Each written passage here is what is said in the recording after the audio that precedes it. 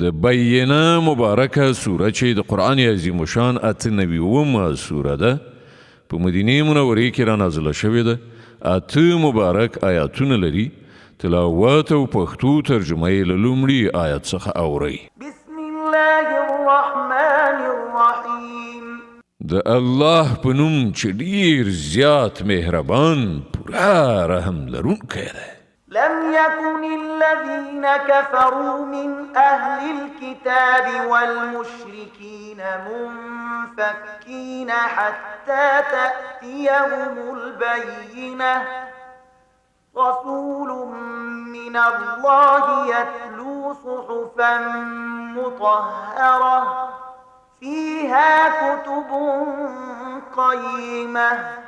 له اهل کتابو او مشرکانو څخه چې کوم خلک کافرو هغوی له خپل کفر څخه راګرځېدونکي نه وو تر څو چې هغو ته څرګند دلیل را نشي، یعنې د الله له لوري یو پیغمبر چې سپېڅلې صحیفې ولولي واوروي چې په هغو کې بیخي سمې صحیح لیکنې شوي وي. وما تفرق الذين أوتوا الكتاب إلا من بعد ما جاءتهم البينة.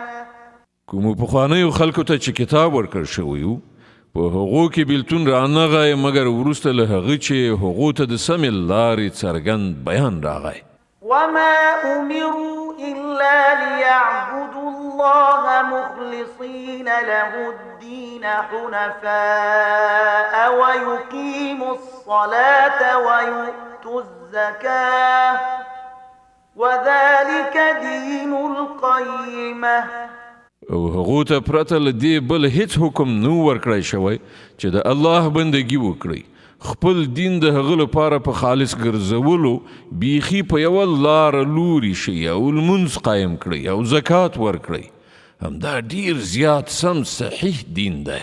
إن الذين كفروا من أهل الكتاب والمشركين في نار جهنم خالدين فيها أولئك هم شر البرية. له اهل کتابو او مشرکانو څخه چې کوم خلک کافر شوي دي هغوی به ارومرو د دوزخ اور ته لاړ شي او د تل لپاره به پکې اوسیږي. دا خلک تر ټولو مخلوقاتو ډیر بد دي.